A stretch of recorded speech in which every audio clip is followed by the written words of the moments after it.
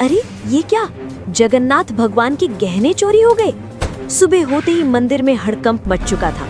मंदिर के कैमरे तुरंत चेक किए गए, पूरी रात की रिकॉर्डिंग देखी गई, लेकिन हैरानी की बात ये थी कि किसी भी कैमरे में कोई आता हुआ या जाता हुआ नहीं दिखा। पुरी के उस पुराने मंदिर में एक बच्चा रहता था। कोई बाहर वाला देखे तो सोचे कि मंदिर में बच्चा कैसे रह सकता है, लेकिन जो लोग वहाँ रोज आते थे वो जानते थे कि ये बच्चा मंदिर का ही हिस्सा था। उसका कोई नाम कागजों में नहीं था, ना माँ थी, ना बाप, ना कोई पहचान। लोग उसे बस मुगु कहकर बुलाते थे। मुगु की उम्र कोई 8 या 9 साल रही होगी। फटे कपड़े, नंगे पैर और आंखों में एक अजीब सी शांति। वो मंदिर में ही सोता था, मंदिर में ही भूखा रहता था और मंदिर में ही हंस लेता था। जब कोई उससे पूछता कि तेरा घर कहाँ है, तो वो बिना सोचे सीधा भगवान जगन्नाथ की मूर्ति की तरफ देखता और कहता, यही जहाँ जगन्नाथ जी रहते हैं। लोग इसे बच्चों की मासूमियत समझते थे, लेकिन मुगु मजाक नहीं कर रहा होता था। मुगु भगवान जगन्नाथ को भगवान नहीं मानता था, वो उन्हें अपना सबसे अच्छा दोस्त मानता था। हर सुबह वो मूर्ति के सामने बैठकर बोलता, आज देर हो गई दोस्त, पुजारी अंकल ने झाड़ू नहीं दी। कभी शिकायत करता, कल तुमने सपना क्यों नहीं भेजा? और कभी रूठ जाता, अगर आज खिचड़ी नहीं मिली ना तो मैं बात नहीं करूंगा। अजीब बात ये थी कि मुगु की बातें कभी खाली नहीं जाती थी। एक दिन दोपहर की आरती के बाद मंदिर में एक औरत आई। उसके कपड़े फटे थे, आंखें सूजी हुई थीं और आवाज कांप रही थी। वो भगवान के सामने गिर पड़ी और रोते हुए बोली, मेरे बच्चे को बचा लो का, वो अस्पताल में है। डॉक्टर कह रहे हैं बिना पैसों के इलाज नहीं होगा। मंदिर में लोग खड़े थे। कोई बोला, भगवान पर छोड़ दो, जो होगा अच्छा होगा। लेकिन कोई आगे नहीं बढ़ा। मुगु सब देख रहा था। वो धीरे से उस औरत के पास गया और पूछा, आंटी आपका बच्चा कितना छोटा है? औरत ने रोते हुए कहा, तेरे जितना। मुगु चुप हो गया। उस रात जब मंदिर बंद हो गया और सब लोग चले गए, मुगु अकेला भगवान के सामने बैठा रहा। बहुत देर तक वो कुछ नहीं बोला, फिर धीरे से पूछा, दोस्त वो बच्चा मर जाएगा क्या? मूर्ति चुप थी। मुगु की आंखें भर आईं। उसने कहा, अगर उसके पास माँ है तो उसे क्यों ले जाओगे? उसी पल मुगु को ऐसा लगा जैसे किसी ने बहुत पास से कहा हो, मेरी मोतियों की माला ले जाओ। मुगु घबरा गया। उसने मूर्ति की तरफ देखा और बोला, आप नाराज नहीं आप होगे? नाराज नहीं होगे? कोई जवाब नहीं आया, लेकिन मुगु की नजर माला पर टिक गई। अगली सुबह मंदिर में हड़कंप मच गया। पुजारी चिल्लाने लगे, अरे ये क्या, भगवान की मोतियों की माला गायब है। मंदिर के कैमरे चेक किए गए, पूरी रात की रिकॉर्डिंग देखी गई, लेकिन ना कोई आता दिखा ना कोई जाता। तभी एक आदमी बोला, कल रात मैंने उसी बच्चे को मंदिर में घूमते देखा था। सबकी नजर एक साथ मुगु पर चली गई। मुगु कुछ नहीं बोला, उसकी मुट्ठी कांप रही थी। उसी समय मंदिर के बाहर वही औरत खुशी से रो रही थी। वो सबको बता रही थी कि किसी ने भगवान की माला बेचकर उसके बच्चे का ऑपरेशन करवा दिया। मंदिर के अंदर लोग भगवान को देख रहे थे और मंदिर के बीच में एक बच्चा चुपचाप खड़ा था। एक पुजारी ने परेशान होकर कहा, अगर कोई इंसान आया होता तो कैमरे में जरूर दिखता। दूसरे पुजारी ने धीरे से कहा, ऐसा तो तभी हो सकता है जब कोई आया ही ना हो। लोगों में खुसुर-पुसुर बढ़ने लगी और हर कोई एक दूसरे की तरफ शक से देखने लगा। उसी भीड़ में एक आदमी ने अचानक कहा, रात को मैंने मुगु को मंदिर में घूमते देखा था। ये बात सुनते ही सबकी नजर एक साथ मुगु पर चली गई। मुगु उस समय मंदिर के एक कोने में खड़ा था और उसे समझ नहीं आ रहा था कि सब लोग उसे ऐसे क्यों देख रहे हैं। एक आदमी ने सख्त आवाज में पूछा, तू रात को मंदिर में क्या कर रहा था? मुगु ने धीरे से कहा, रोज की तरह भगवान से बात कर रहा भीड़ था। में से किसी ने ये कहा। बच्चा हमेशा यहाँ रहता है और इसे सब कुछ पता होता है। किसी और ने कहा। अगर कैमरे में कोई नहीं दिखा तो चोरी इसी ने की होगी। मुगु की आंखें भर आई और उसने कहा मैंने कि कुछ भी चोरी नहीं किया है। मैंने जो उसने बस किया वो इतना कहा भगवान के कि कहने उसने पर जो था। किया वो भगवान के कहने पर किया था। ये सुनकर लोग हंस पड़े और किसी ने ताना मारते हुए कहा, भगवान बच्चों से चोरी नहीं करवाते। मुगु कुछ नहीं बोला और उसकी नजर जमीन पर टिक गई। उसी समय मंदिर के बाहर शोर मच गया, क्योंकि वही औरत भागती हुई आई थी जो कल रो रही थी। वो खुशी से कांपती आवाज में बता रही थी कि उसके बच्चे का ऑपरेशन हो गया है और डॉक्टरों ने जान बचा ली है। उस औरत ने रोते हुए कहा, किसी ने भगवान की मोतियों की माला बेचकर पैसे दिए हैं। ये सुनते ही मंदिर के अंदर सन्नाटा फैल गया और लोगों के चेहरे बदलने किसी ने लगे। मोतियों की माला बेच अब दी थी। सवाल ये नहीं था कि बच्चा बचा कैसे, बल्कि ये था कि माला आखिर गई कहाँ। मुगु अब भी चुपचाप खड़ा था और उसे नहीं पता था कि अगला सवाल सीधे उसी की जिंदगी बदलने वाला है। मंदिर के अंदर अब माहौल बदल चुका था और जो लोग सुबह तक चमत्कार की बात कर रहे थे वही अब सवाल पूछ रहे थे। हर नज़र मुगु पर टिकी थी और किसी को उसकी मासूमियत दिखाई नहीं दे रही थी। एक आदमी ने ऊंची आवाज में कहा कि अगर माला भगवान के कहने पर ली गई थी तो वो अभी वापस क्यों नहीं आई? मुगु ने घबराई हुई आवाज में कहा, मुझसे कहा गया था कि वो माला उस माँ को दे आओ ताकि उसका बच्चा बच सके। भीड़ में से किसी ने कटाक्ष करते हुए कहा कि अब बच्चे भगवान के नाम पर चोरी भी करने लगे हैं। दूसरे आदमी ने कहा कि ऐसे बहाने हर चोर बनाता है। मुगु ने रोते हुए कहा कि वो झूठ नहीं बोल रहा है और उसने कुछ भी अपने लिए नहीं रखा। उसने कहा कि अगर माला चाहिए तो वो भगवान से पूछ ले कि सच क्या है।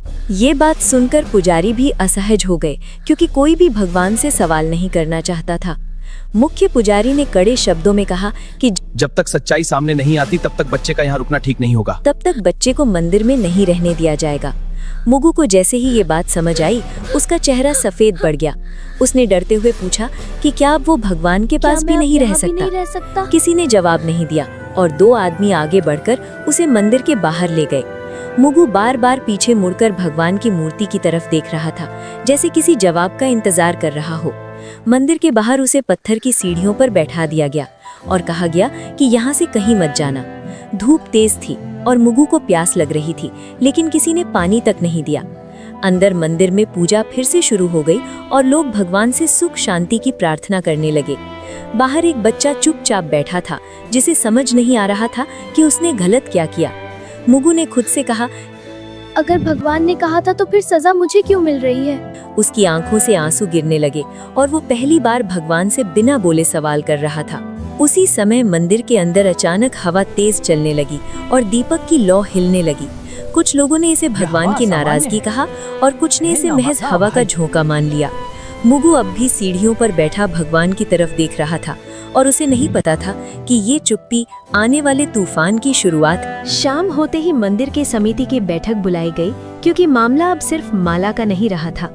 लोग बाहर खड़े थे और अंदर ये तय हो रहा था कि एक अनाथ बच्चे के साथ क्या किया जाए। एक सदस्य ने कहा कि अगर आज सख्ती नहीं दिखाई गई तो कल हर कोई भगवान के नाम पर कुछ भी उठा लेगा।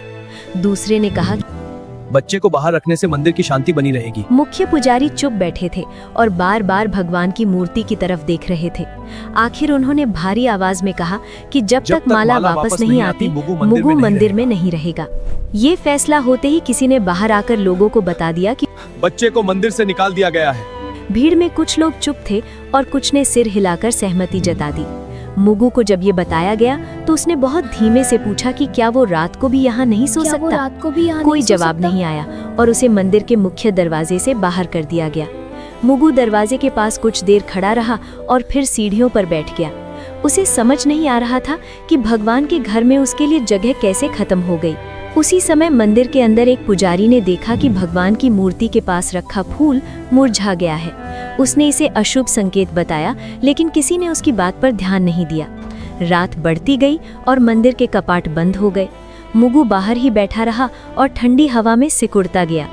उसने खुद से कहा कि शायद भगवान उसे आज रात जवाब देंगे, लेकिन बहुत देर तक कुछ नहीं हुआ और सिर्फ घंटियों की दूर की आवाज सुनाई देती रही। उसी रात शहर में एक अजीब सी खबर फैलने लगी कि अस्पताल में उस बच्चे की हालत अचानक बहुत सुधर गई है। डॉक्टर कह रहे थे कि इलाज उम्मीद से कहीं ज्यादा असरदार रहा। लोगों ने इसे भगवान की कृपा कहा और कुछ ने मंदिर में फिर से दान देने की बात की। किसी ने ये नहीं पूछा कि उस कृपा की कीमत किसने चुकाई। मुगु को इस खबर की कोई जानकारी नहीं थी और वो बाहर बैठे बैठे सो गया। उसके चेहरे पर डर नहीं था बल्कि थकान थी, जैसे उसने बहुत भारी बोझ उठा लिया हो। आधी रात के बाद मंदिर के अंदर अचानक दीपक अपने आप तेज हो गया। कुछ पुजारी घबरा गए और बोले कि भगवान कुछ कहना चाहते हैं, लेकिन बाहर मंदिर की सीढ़ियों पर एक बच्चा बेसुध पड़ा था और कोई उसे देखने नहीं आया। मुगु की सांसें हल्की थी और उसे नहीं पता था कि अगली सुबह उसके लिए सबसे कठिन होने वाली है। सुबह होते ही मंदिर के बाहर लोगों की भीड़ फिर जमा होने लगी, क्योंकि रात की घटनाओं ने सबको बेचैन कर दिया था। कुछ लोग कह रहे थे कि भगवान ने संकेत दिए हैं और कुछ लोग अब भी यही मान रहे थे कि बच्चा झूठ बोल रहा है। उसी बीच एक पुजारी ने ध्यान दिया कि भगवान की मूर्ति के पास रखी दूसरी माला की एक मोची ढीली हो गई है। उसने पास खड़े पुजारी से कहा कि अगर कोई चोर होता तो बाकी गहनों को भी हाथ लगाता। ये बात धीरे धीरे भीड़ तक पहुंची और पहली बार लोगों को लगा कि कहानी वैसी नहीं है जैसी दिखाई जा रही थी। एक आदमी ने कहा कि अगर बच्चा चोर होता तो वो मंदिर छोड़कर भाग जाता। लोगों की नजर बाहर सीढ़ियों पर पड़ी जहां मुगु बेसुध पड़ा था। उसका चेहरा पीला था और उसकी आंखें आधी खुली थीं। एक औरत ने घबराकर कहा कि बच्चे को उठाओ और पानी दो। जब उसे छुआ गया तो सब समझ गए कि मुगु को तेज बुखार है। मुगु ने बहुत धीमी आवाज में कहा कि उसने गलत कुछ नहीं किया है। उसने बस इतना कहा कि भगवान ने कहा था कि किसी की जान बचाना सबसे जरूरी है। ये सुनकर कुछ लोग चुप हो गए और कुछ की आंखें झुक गईं। मुख्य पुजारी आगे आए और पहली बार उन्होंने मुगु की बात ध्यान से सुनी। पुजारी ने उससे पूछा कि भगवान ने तुझसे और क्या कहा था। मुगु ने कांपती आवाज में कहा, भगवान ने कहा था कि सच सामने आने में समय लगता है। उसी समय अस्पताल से एक आदमी मंदिर पहुंचा जिस बच्चे और का उसने ऑपरेशन हुआ बताया था कि उसकी जिस हालत अब बच्चे पूरी का तरह ऑपरेशन ठीक है। हुआ था उसकी हालत अब पूरी तरह ठीक ऑपरेशन है। के पैसे उसने अचानक ये मिल भी गए कहा थे, कि ऑपरेशन इसलिए के डॉक्टरों ने पैसे बिना देर अचानक किए इलाज मिलने शुरू से कर दिया। डॉक्टरों ने तुरंत इलाज शुरू कर दिया था। अब मंदिर में सन्नाटा था और लोग एक दूसरे को देखने लगे। सबको समझ आ रहा था कि अगर माला न गई होती तो शायद वो बच्चा आज जिंदा न होता। लेकिन सवाल अब भी वही था कि माला मंदिर से बाहर कैसे गई। किसी ने फिर से कैमरे देखने की बात कही। जब कैमरे दोबारा चेक किए गए तो एक अजीब बात सामने आई। रात के ठीक उसी समय जब माला गायब हुई थी, सभी कैमरे कुछ सेकंड के लिए अपने आप बंद हो गए थे। टेक्नीशियन ने कहा कि ये आम बात नहीं है और बिजली में कोई दिक्कत भी नहीं हुई थी। लोगों के चेहरे पर डर साफ दिखाई देने लगा। मुख्य पुजारी ने भारी आवाज में कहा कि अगर ये सब सच है तो ये चोरी नहीं थी। उन्होंने कहा कि ये किसी की परीक्षा हो सकती है। मुगु को उठाकर अंदर लाया गया और पहली बार उसे भगवान के सामने बैठाया गया। उसने थकी हुई आंखों से मूर्ति को देखा और बहुत धीमे से कहा कि उसने वही किया जो दोस्त ने कहा था। लोग चुप थे और किसी के पास कहने को कुछ नहीं था। सबको लग रहा था कि सच्चाई सामने आ रही है, लेकिन अभी पूरी नहीं हुई है। मंदिर के अंदर अब सन्नाटा था, लेकिन उस सन्नाटे में भी कुछ लोग सच को मानने के लिए तैयार नहीं थे। एक सदस्य ने कहा कि कैमरे बंद होना तकनीकी गड़बड़ी भी हो सकती है और इसे चमत्कार मान लेना ठीक नहीं है। दूसरे ने कहा कि अगर आज बच्चे की बात मान ली गई तो कल कोई और भी भगवान का नाम लेकर चोरी करेगा। ये बातें सुनकर कुछ लोग सहमति में सिर हिलाने लगे। मुगु को अंदर लाने के बाद उसकी हालत और बिगड़ने लगी थी। उसका शरीर तप रहा था और सांसें तेज हो गई थीं। एक पुजारी ने कहा कि बच्चे को डॉक्टर के पास ले जाना चाहिए, लेकिन समिति के एक आदमी ने कहा कि पहले सच्चाई तय होनी चाहिए, इलाज बाद में भी हो सकता है। ये बात सुनकर कुछ लोग असहज हो गए, लेकिन किसी ने खुलकर विरोध नहीं किया। मुगु ने आंखें खोलकर बहुत धीमे से कहा कि उसे अब डर नहीं लग रहा है। उसने कहा कि अगर वो बाहर ही मर जाता तो भी उसने सही काम किया होता। ये सुनते ही मंदिर के अंदर खड़े कुछ लोगों की आंखें भर आईं। उसी समय एक आदमी जोर से बोला कि अगर बच्चा इतना ही सच्चा है तो भगवान उसे क्यों नहीं बचा रहे। ये सवाल ऐसा था जिसे कोई सुनना नहीं चाहता था। मुगु ने कमजोर आवाज में कहा कि भगवान हमेशा किसी को बचाने नहीं आते। उसने कहा कि कभी-कभी भगवान चाहते हैं कि इंसान सही फैसला ले। ये बात सुनते ही मंदिर में कुछ लोगों को गुस्सा आ गया। एक आदमी ने कहा कि ये बच्चा भगवान बनकर बोल रहा है। मुगु ने बहुत मुश्किल से मुस्कुराते हुए कहा कि वो भगवान नहीं है, बस दोस्त की बात बता रहा है। उसकी आंखें धीरे धीरे बंद होने लगी। उसी समय बाहर से आवाज आई कि एम्बुलेंस आ गई है। कुछ लोग राहत की सांस लेने लगे और कुछ अब भी खड़े रहे। जब मुगु को उठाकर बाहर ले जाया गया तो मंदिर के अंदर अचानक तेज हवा चली। दीपक की लौ एक पल के लिए सीधी खड़ी हो गई। कुछ पुजारी डर गए और बोले कि अब देर हो चुकी है। किसी ने पूछा कि किस बात के लिए देर हो चुकी है, लेकिन कोई जवाब नहीं आया। मुगु को एम्बुलेंस में डाल दिया गया और दरवाजा बंद हो गया। उसकी उंगलियां ढीली पड़ रही थीं और उसकी सांस बहुत हल्की हो गई थी। मंदिर के अंदर लोग अब भी बहस कर रहे थे कि सच क्या है। उसी समय एम्बुलेंस के सायरन की आवाज दूर होती चली गई। मुख्य पुजारी ने भगवान की मूर्ति की तरफ देखा और पहली बार उनकी आंखें भर आईं। उन्हें समझ आ गया था कि सही और गलत के बीच का वक्त बहुत कीमती होता है। एम्बुलेंस के जाते ही मंदिर के अंदर एक अजीब सी खामोशी फैल गई और बहस अपने आप रुक गई। लोग एक दूसरे का चेहरा देख रहे थे, जैसे सबको अचानक समझ आ गया हो कि अब शब्द बेकार हैं। कुछ देर बाद अस्पताल से फोन आया और मुख्य पुजारी ने कांपते हाथों से कॉल उठाई। डॉक्टर ने बताया कि बच्चे की हालत बहुत नाजुक है और अगला 1 घंटा बेहद अहम है। ये सुनते ही मंदिर में मौजूद कई लोगों के चेहरे पीले पड़ गए। किसी ने धीमे से कहा कि अगर हमने उसे पहले भेज दिया होता तो शायद हालात अलग होते। एक आदमी ने गुस्से में कहा कि अब पछताने से क्या फायदा, जो होना था वो हो चुका है।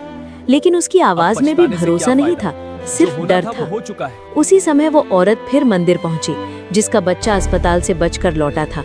उसने मुगु के बारे में पूछा और जब उसे सच बताया गया तो वो जमीन पर बैठ गई। वो रोते हुए बोली कि अगर उसका बच्चा बचा है तो उसकी वजह वही अनाथ बच्चा है। उसने कहा कि वो माला नहीं थी, बल्कि भगवान का भरोसा था जो बिक गया था। ये सुनकर मंदिर में खड़े लोग सिर झुकाने लगे।